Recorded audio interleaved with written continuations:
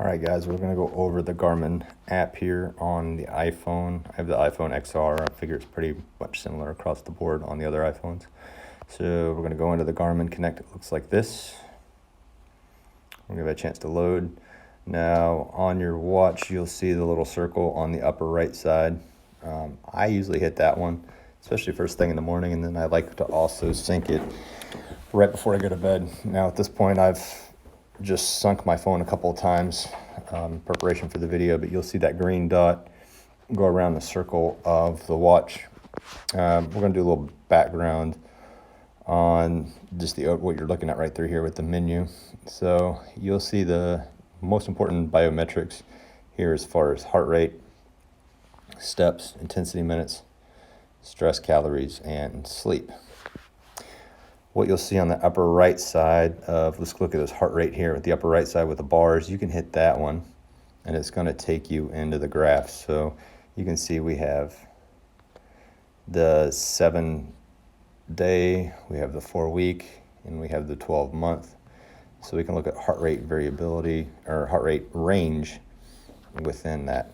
Heart rate variability is going to come from the stress score that we have right down through here. This one's not going to give you the trend quite as well on this screen. Now, if we go back and you hit those bars on the upper right side, that's where we're going to look at the trend right through there. So you can look at the overall, there's the 4-week and the 12-month.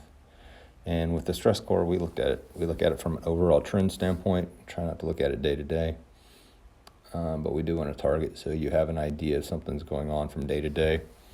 You know, what were the influences that caused that to kind of peak up and not stay into a low range. You look at your intensity minutes, and again, you look at the graphs, and we can look at your trends over 3 months, and we can see last week I actually got in and started working out again at a good interval. And then I took a couple of weeks off there in the middle. So it gives you a way to see, you know, where you took vacation or where you deloaded on training, and then you can see where some things peaked. If you watch the other video, this is very, very similar to what you see on the computer.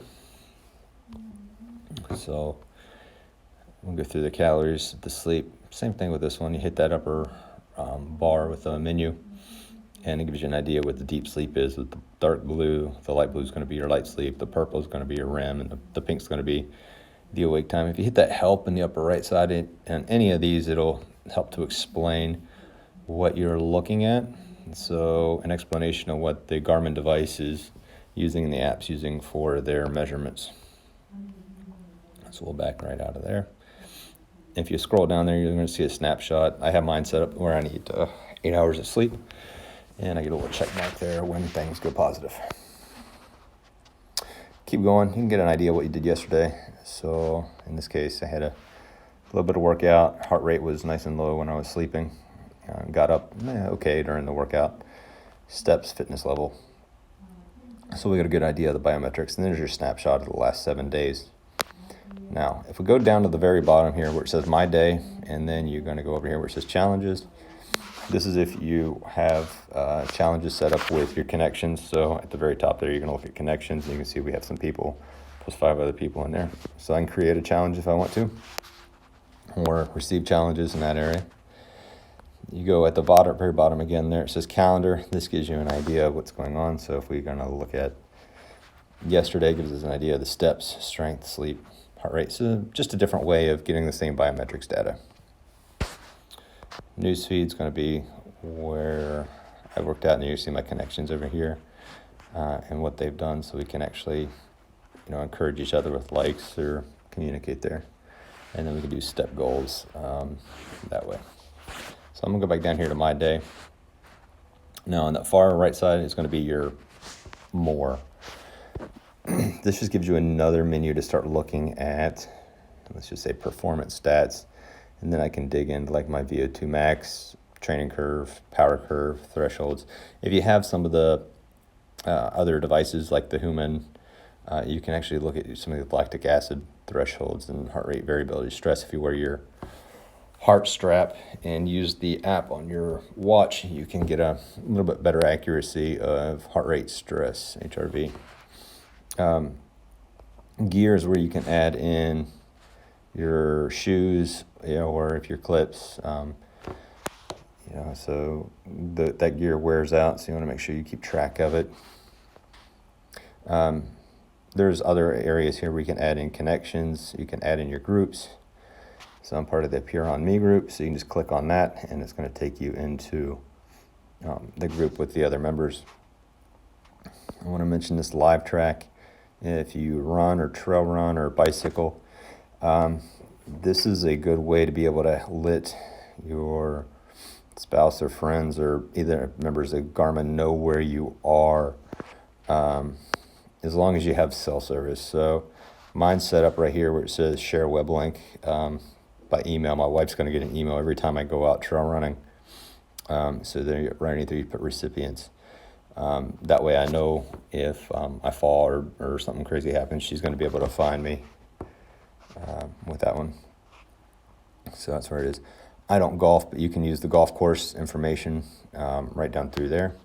There's your IQ store. There's an easier way of getting to it versus going down to the more. So we're going to go through that. And if you want to change your devices and add devices, you do it right through the Garmin one. So I'm going to go back to my day. I'm going to scroll back up to the top. And at the very top here, you have your news feed on the left, and it's going to take our notifications on the left. I'm going to go back. If you click on yourself, your own picture, you can see your badges, and you can expand those down if you want to. There's your stats. It gives you another way of looking at what you're doing. There's your 5K, 10K times, half marathon times, farthest I've ever run. So it gives you a good way of looking at your stats. We'll go to your about, put in your height, weight, so it can kind of calibrate towards you, your device, and then you can customize the exercises that you do the most.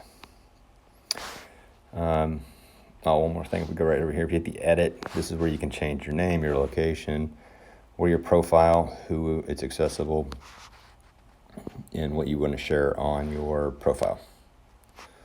Hit back again. Then we're going to go see where the watch is with the green dot. You're actually going to hit that. This is where you're going to get into your apps. So if you want to sync now, you can do that, and I always recommend doing that before you add in apps or you add in a new watch face. So where it says activities and app management, you're going to hit that. This is where you can add in, we're just going to go down the list here, activities and app management. You're going to see the ones. Now you only have so many favorites. These are the ones when you hit your watch, the upper right button. You only have so many of these, so you can shift them around. So if you think you're going to trail run more than run, so you can just drag it on the right side through there.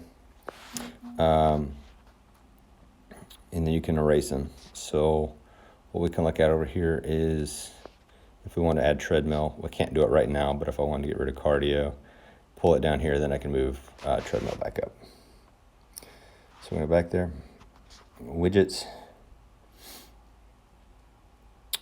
These are the menu buttons on your watch. We can go over those when we go over the watch itself. Watch faces. This one's kind of a little bit of a pain. So if you have something like, if we want to install this Christmas one down here, I'm just going to click it and just hit the install button. You can view it in the store, but we'll go over actually how to do that in the store. If there's something else that you want, at the very bottom it says get more watch faces. Click that one. I don't download that app. I just say not now. It's going to go over here, and then you can find the watch face that you're looking for. Some of them are free, some of them are paid, but you can go over here and select in if you're looking for something different, whether it's let's just say it's a widget. There's your weekly activity widget that you can see directly on your watch, or if you want radar, it's right there. We'll close that out. So this is the watch face I use on there. So the Gigantus, I'm going to hit the settings. And then you can customize, in this case, what background you want, what format, what colors, what you're looking for as far as steps, battery, heart rate, and you hit save on that one to customize that field any way you want to customize it. So we'll go back. Same thing applies for, let's go right down through here. If we want to go apps, same thing goes for applications. It's just another way of getting to the same information. Go back right down through there. Now, one thing I'm going to recommend is that you do sync this. I prefer to open up the app before I go to bed at night and sync it just so it gets all the data and it knows basically I'm getting ready to go to bed. So if like you've been sitting on the couch and being really lethargic, it's not going to register that as sleep if you sync it before you head off into bed. And then when you wake up, when you pull out your phone, turn off your alarm, or you just hit the sync button. That'll get all your sleep data dumped in there so you can take a look, and that'll actually help you set your tone for the day and how much between that and your stress and how much exertion you can go for with it. All right, so later this week I should be posting videos on the how-tos on how to use the watch, so with what buttons to go with that, and we'll start with the Fenix 5.